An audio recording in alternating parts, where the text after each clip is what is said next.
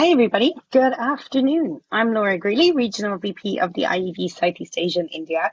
It's my pleasure to welcome you to the latest in our Revolve webinar series. This week, we take a look at OTT and ask the question, is all content created equal? The power of premium video across the region is what we're going to be deep diving into.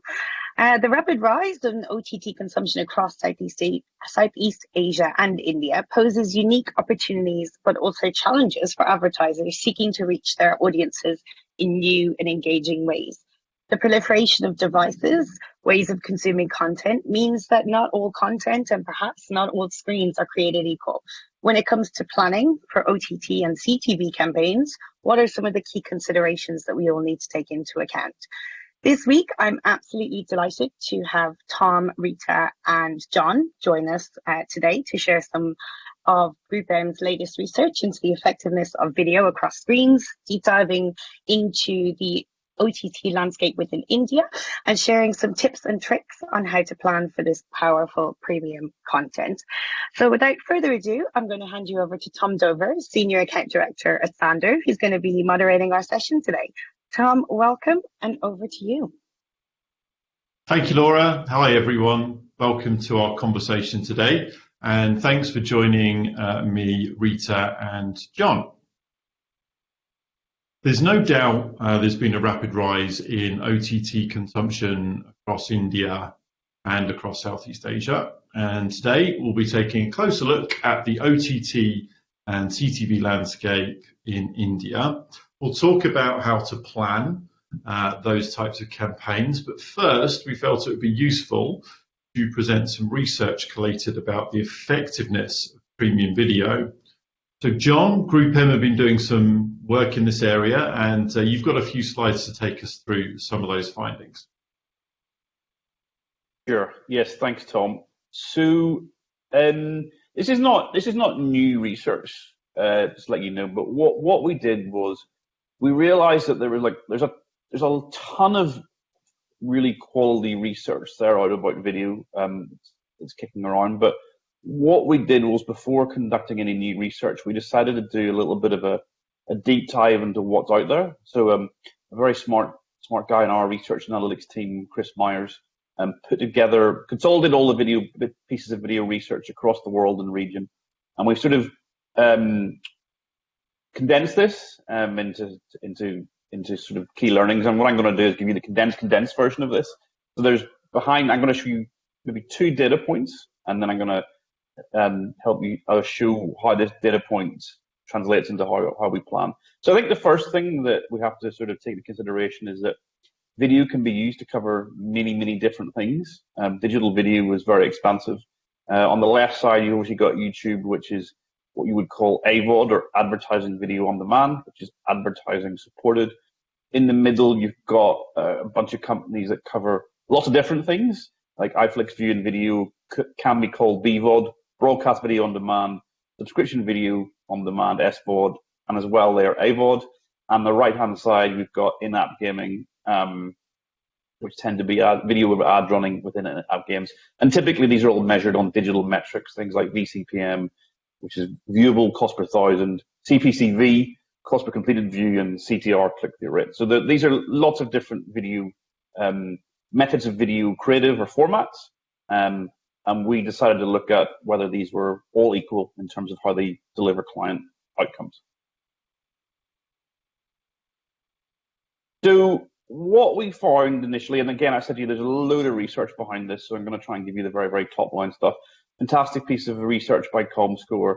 We're all aware of viewability, which is obviously a really key metric for advertisers. But whenever you even look beyond viewability, and even if a platform or a website delivers good viewability, we find that premium environments still drive. The outcome of this research was like a stronger brand impact. So we find that a 51% uplift on brand impact in premium environments. And what we find in particular is that video premium environments are particularly good at driving mid-funnel metrics, things like favorability, consideration, and brand metrics like that, which are typically quite hard to measure in a digital environment. Upper funnel tends to be things like reach and frequency. Lower funnel tends to be things like click-through rate and conversions. But what we found is premium video delivers higher mid-funnel metrics. And then we looked at this a little bit further, and there's some great research done by Newsworks, and this was further done by Bloomberg in Hong Kong, in this region. And what they did was they looked at premium environments, and they looked at, well, I guess left brain is more about words and detail. You remember words and detail more. Right brain tends to be more emotionally driven. And whilst we find premium environments deliver higher impact on left and right brain than, I guess you may say, non-premium environments, we find that on left brain, memory encoding was a bit stronger. So premium environments delivered 21% higher uplift during general browsing, and we find it delivered 42% stronger than on social media. And one of the reasons for that is, if we talk about this, about on premium environments being more like a TV-like experience, whereas digital environments like social platforms tend to be more of a scrolling experience.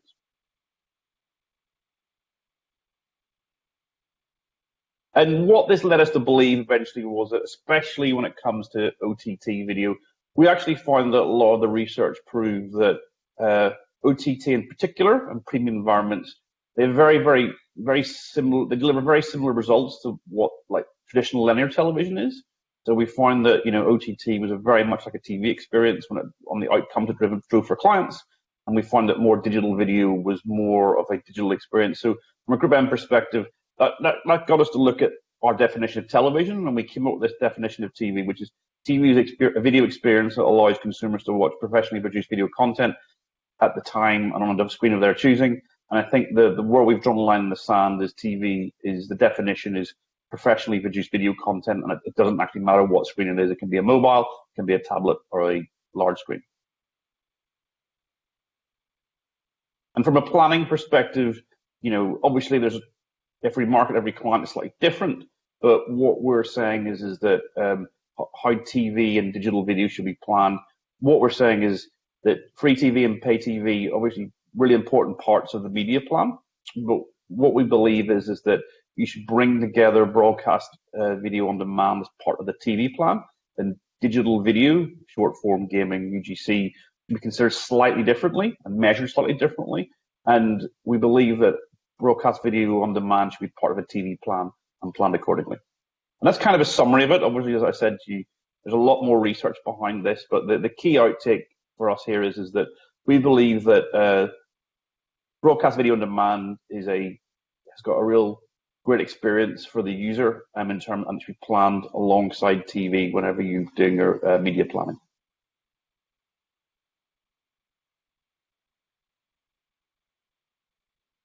Yeah, and to complement your points, John, Think TV in Australia published a paper a couple of weeks ago, specifically around attention time across broadcast video on demand, TV, YouTube, and Facebook. And that research measured consumer response in real time. And it concludes that across media platforms, TV commands more attention. So BVOD actually generated the most attention with the consumer's eyes on the screen and the ad for 65% of the time. And then linear TV was actually close second with 50% of the time. We're going to get back to how the research John just presented has influenced planning. But for now, switching lanes slightly, Rita, welcome to the conversation. Can you give us an overview of the OTT landscape in India? Sure. Thank you, Tom. Hi, John, as well. So India is basically, let's say it's a mobile first market, right? And we are also a very heavy video consumption market. I think last year we crossed over 380 million users viewing just video. And on average, Indians are actually consuming a lot more video content per week. I think it's about 8 hours versus, global average of about 6.5 hours. So really, we are very much into video, right? And over the last 5 years, the way the content accessibility as well as the content variety has actually changed in India is very dramatic. Let me touch base on accessibility first. This is largely attributed to the fact that there is affordable smartphones which are available now, and then we've got the cheapest mobile data in the world. So both of these factors combined together means that, content consumption on the go has become much easier for the consumer. When I look at the other side, the second factor is the content production and the variety. That has also grown immensely. There are over, I think, 30 odd just OTT video players in the market, and they're offering a huge variety of content, which is obviously giving, there's no choice, dearth of choice for consumers to be able to pick up, whatever they like. Early movers were Hotstar, Sony, Voot, etc., who are now pretty well established. And we offered content ranging from, catch-up TV, movie, original, sports, etc. Then there are international players like Netflix and Amazon who brought with them like huge catalogs of global content. But what's really interesting is that while, there is a lot of variety of content which is available, the main content consumption still remains and, kind of leans towards more of, Hindi as well as regional content. So it's really important for the localization of the content to happen.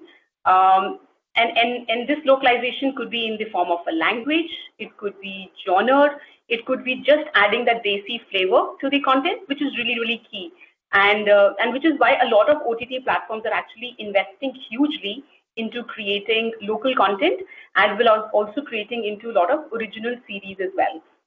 We've also seen a lot of local regional OTT players that have come up to really address for this particular market need. So essentially, I think that is really key for the content to be really localized. And there's a lot of experimentation which is being done in the nature of the content which is being created.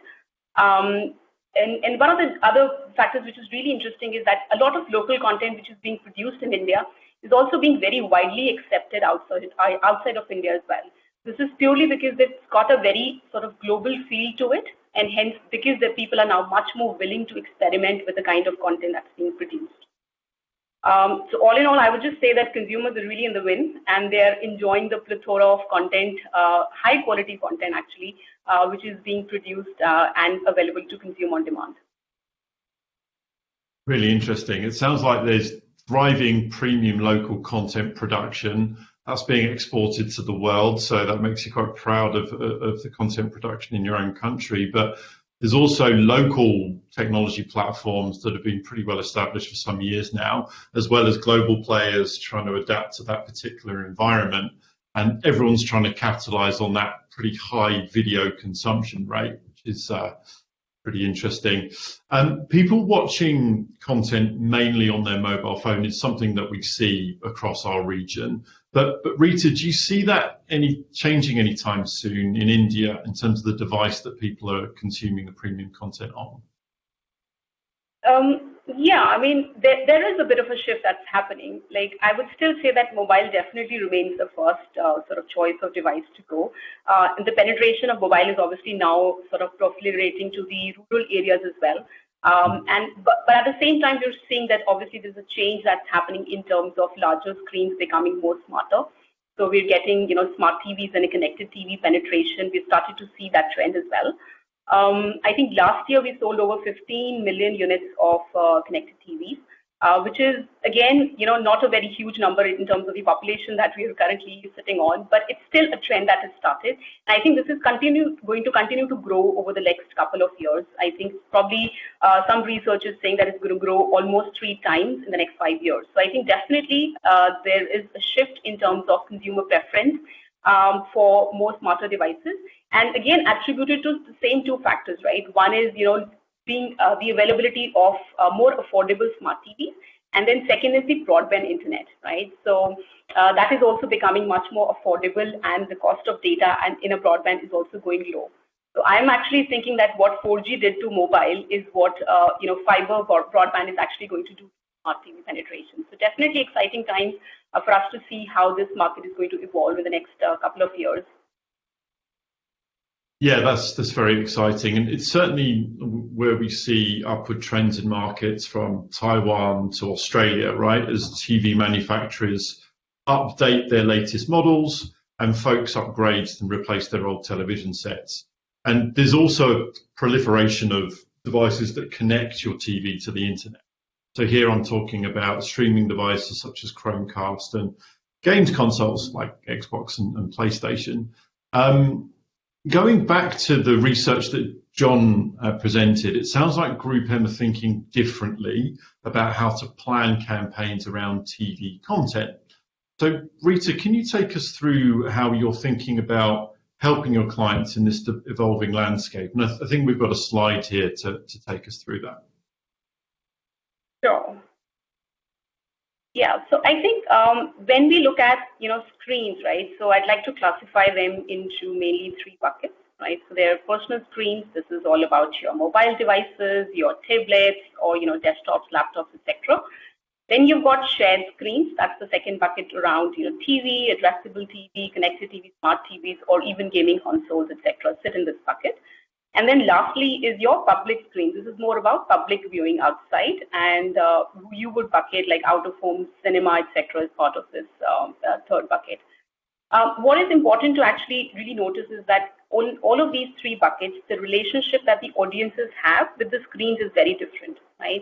And which is what the brands really need to understand for them to be able to then tailor their communication strategy according to the screen or the context in which the message needs to be delivered. John has mentioned that obviously, all professional content, which is TV, is classified under TV, right? So it is obviously premium in nature, and it is impacting the mid-funnel metrics from consideration to recall, etc. However, I think that when we think about the same premium quality content and we add the context of a device to it, from a planning perspective and from a buying perspective, the things change a little bit. So when I look at mobile device, when someone's consuming an OTT or a VVOD content on a mobile device, it's a very personal viewing experience, right? And the data signals that I'm collecting are on for an individual person, right? So I'm able to collect, what kind of demographics. I'm able to see what are your online behaviors, what's your offline behavior, essentially, right? So all of these factors combined for an individual allow me and give me more flexibility to do a one-to-one targeting. And again, obviously, this sits a little bit in the remit of digital. So all evolved metrics, from media metrics, CTV, and reach, viewability, etc., all are possible. Now, when I move to the shared screen environment, right, the same VVOD content being viewed on a connected TV, the context is implying itself that it's a shared viewing experience. Also, largely because of the fact that India is still a single TV household. So we need to be considering household as a unit when we need to plan what kind of marketing communication needs to be delivered. So in this case, I'm looking at the attributes from a household perspective, right? Like what's the demographics of from an aggregated household level, what is the parental status, whether it's an urban area or a rural area household, and what's the consumption pattern or even affluence aggregated at a household level. So that becomes key, and it becomes a little bit similar to TV planning. The only difference, obviously, and the big difference is that with the household level targeting that's available, it reduces the spillover to non-relevant households and hence, improves my efficiencies in media planning. And again, the measurement here is obviously a little bit nascent right now. So still looking at panel-based measurements and still looking at, broad deliveries from a demo as well as location perspective. Then I go back to the last screen, which is the public viewing screen. This is all about out of home cinema, etc. Here again, the relationship with the audience is more closely related to the context or the environment or location in which the screens are. So looking at whether the screens are, what is the location of the property, whether it's a metro station, airport, or a highway. Then what are the location of screens in there, whether it's inside a lift or outside in a business park, audience footfalls, and the movement patterns of audiences around those screens become key elements that need to be looked after from a planning perspective. So I think that is how I'd like to sort of, think about, and, we're hoping that, that is essentially where we can actually, make sure that we're able to bring that messaging back to the brands and to the marketers in terms of how they should be thinking about the different screens and their marketing strategy around it. Thank you. Really useful to see the strategy laid out quite so clearly like that. John, is this how other GroupM teams in the region are planning, and how far along are they in realizing this screen strategy?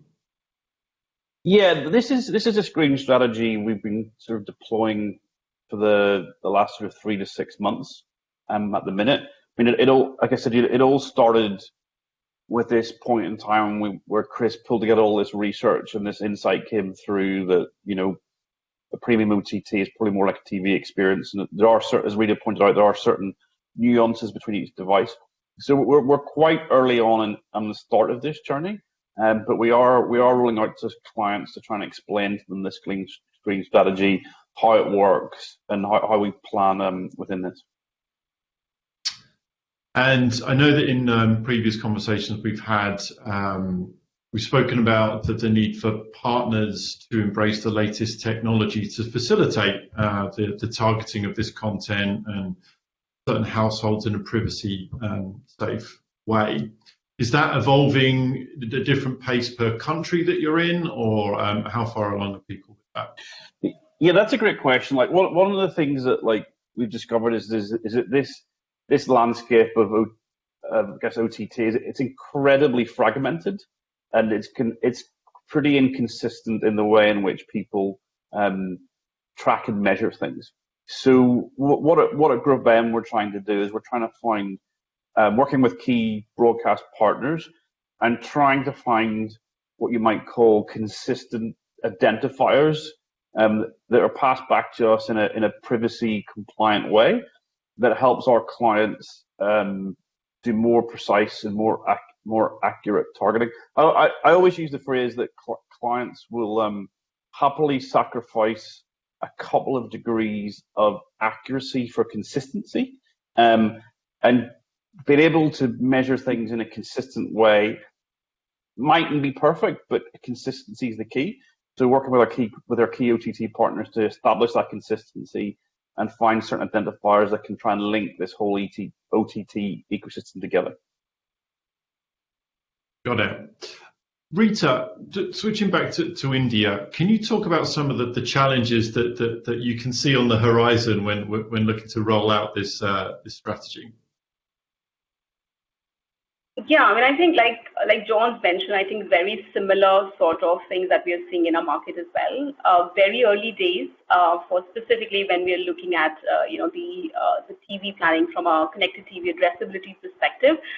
It is early days for us, right? So I would say the key important factors are like really technology readiness, and again bucketing them into three main pillars from data to buying to measurement. Right, so all three buckets need to actually, evolve for us to be able to, actualize on the screen strategy that we're thinking about. From a data lens, as John mentioned rightly, that we need to be able to identify the data signals at a household level. So being able to transact on the household attributes in a privacy compliant way, that would be key, and that has to be done across all partners into the ecosystem, from the media owners to the DSPs where we are transacting on, and so on and so forth, right?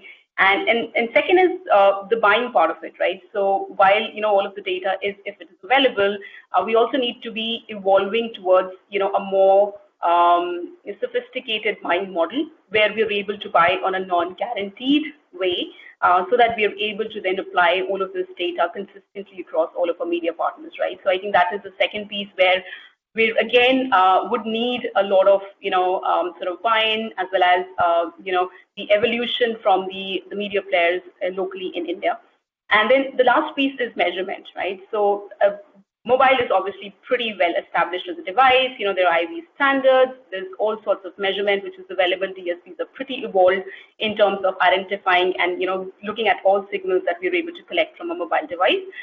That's not the case for like a connected TV, for example. That's a new device that's on the horizon. So we really need for DSP partners like yourself, or even measurement partners like Nielsen, to be able to evolve their measurement, so that we're able to consistently measure the signals we're able to collect from these devices and create robust models, right, for which are allowing us to be able to measure in a very accurate and consistent manner, as John mentioned, things like household reach. Yeah, so I think all three elements we need, consistent sort of investment from a technology evolution perspective for us to be able to actualize on the screen strategy. Agreed. I have a couple of questions in the Q&A. In fact, I have three, all addressed to you, Rita, but we'll see if John wants to take one of these. I'll start with the first one on the screen planning. What are your current allocations between those three areas, and how do you see that evolving? Yeah, I mean, I think, like I said, that we're definitely, a very heavy video market. So TV is definitely, big bucket in terms of where our media allocation goes into. And I'm talking more about traditional TV here, right? So that would be the big bucket that we have. Then digital is obviously, as we all know, is catching up. There is, huge, growth that we are seeing within digital, all driven through mobile at the moment. So that definitely becomes our second key top bucket where, our media spends are being allocated. And, like I said, that, connected TVs is fairly new, nascent at the moment. So that is something that we are just starting our journey on. Out of home and cinemas, definitely a very key part of, the Indian ecosystem from a media planning perspective. They're very traditional and they've been obviously been there for a very long time, and they continue to be there because of the relevance that they bring in from a, traditional planning perspective. But yeah, I mean, I think, again, in these areas, we're seeing evolution happening from traditional screens to also digitization that's happening. So moving more towards, digital out-of-home screens, whether it's outside or even within the cinema sort of environment as well. So, right. So I think that would, it kind of mirrors what the industry allocation for media would be. Similar is what we see within GroupM as well. But like I said, that's kind of how I would rank them in terms of how the media allocation is going at the moment. Excellent. Thanks, Rita. And just a sign of the times question in addition to that is, have you seen any difference in terms of allocation due to the COVID pandemic? And what does that look like as we come out of that pandemic at some point in the future? Yeah, I mean, I think like with obviously the current situation that's happening, we know that there have been certain areas which have been affected more than the others. It's just purely going with the lockdown effects. Less people outside just means that, there's certain, aspects from out-of-home planning, from a cinema screens perspective, that's obviously gone down, right? That's definitely affected the most in terms of what we're seeing the media allocation towards. Obviously, that's changing now with the, countries opening up the lockdown. We're seeing airports being opened up. We're seeing malls being opened up, and also new kind of sort of screens that are becoming in demand, for example, for out of home. So we're seeing a lot of demand for residential screens, for example, right? So while we see that, the media allocation has gone down, there is also a shift in terms of the nature of the screens that are now being requested for. However, we see that, obviously this year is going to be a bit difficult for, the out of home and cinema screens, but definitely on the, road to recovery, hopefully once, the lockdowns start to, open up and people are more comfortable moving out. So I think that's where we see that's the most affected. TV and OTTs, I think while, obviously, again, there's impact in terms of content production purely, right? So that has also been one of the reasons why, we're also seeing a bit of, it's not about media allocation. It's just purely, in terms of how brands feel comfortable to be able to still continue to spend during this particular environment. We've seen certain OTT players doing much well in this environment because of the way that they've already lined up a lot of content which was available, which meant that more users are able to still consume fresh content on their platforms, and hence still continue to see good amount of usage of the platforms, and hence media allocation going towards those sites as well. But yeah, I think at the moment, obviously, mobile definitely is where, we see that, from a digital perspective, there is still a lot of consumers available, and hence the media allocation continues to happen there. TV is now picking up because, new content has started to roll out post the production that has been now restarted as well. So maybe I can comment, give some comments there. So like during this sort of period, what we've seen across GroupM, like across the whole region, is that, like as Rita mentioned, we've seen outdoor and cinema drop, but we've seen a lot of that share move back into linear television, which is quite interesting. So we've seen a lot of clients move their outdoor and cinema print as well budgets into linear television as a very, very sort of broad rule of thumb, which I thought was quite an interesting insight, because obviously TV is a, well-trodden and trusted media. There are certain outliers to that.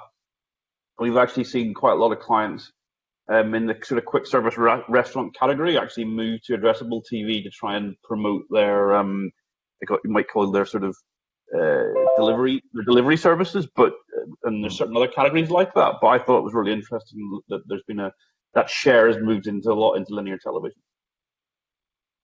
Sticking with linear, and I'll stay with you, John. So Rita's answered a couple of questions so far. How do you see the convergence of linear and digital TV affect screen planning and measurement?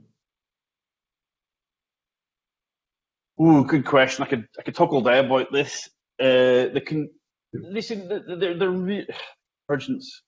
convergence of linear TV and OTT. So on the one hand, you've got a measurement system which is linear television, which is Nielsen, which is it's great. However imperfect you might argue Nielsen is, it's still consistent, and it's been tried and tested for many years, and clients are able to attribute sales to things like GRPs. On the flip side, you got stuff like digital, which Rob Norman used to say is very countable, not very accountable. So you've got opposite ends of the spectrum here, and I'm going to say it's going to have to sort of come somewhere in the middle of that. So we've talked a lot about being able to measure household, maybe not measuring some of this stuff with a digital precision that we need or what we've done in the past, but maybe things like measuring households and reach and frequency that way. So I see a convergence between the tried and tested, maybe imperfect way of Nielsen and the highly precise digital way, and maybe we come up with some kind of household targeting panel that might be a meet in the middle between those two things. Yeah, it feels important that it's not all one or all the other, right? So not measuring TV by every single metric that's out there. We've learned that there's certain things in CTV, digital metrics in CTV can't be measured in CTV. At the minute, things like viewability, things like that. And even if you could, you put so much pressure on the sort of ad ops supply chain that sometimes it just isn't worth it.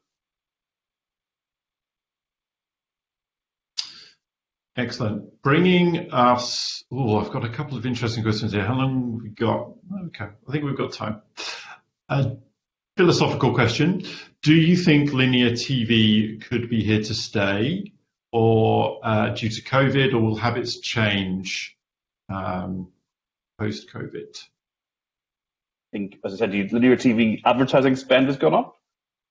Audiences have definitely gone up, as well as OTT. So I think both sort of boats are rising in that tide. But like I said, the advertising pattern has been to go a bit more back into linear television as a result of it. Right. Got a slight curveball, but I don't think it's too sticky. How do you see the gaming industry, specifically streaming, fitting in terms of spend measurement, and would you class that as premium? It's a good question. I can imagine a couple. I think I can guess who this came from. Listen, I think in-gaming advertising is really, really good. It's really good. I think if you saw back the slide I showed, it's really good digital video inventory, and there are audiences that. I just don't put it in the same bucket as linear television OTT. I just think they should be planned differently, and I think OTT and premium OTT and linear television should be planned in the same bucket. And the same way, I think Facebook and Google are great platforms, but they're digital platforms and should be measured and looked differently. So I don't necessarily put it in the same bucket, but it still forms part. It's an important part of what I would call the digital media plan to deliver things like views, to deliver things like acquisitions and things like that. I still think they're great places to advertise in. I just think it's part of the digital media plan.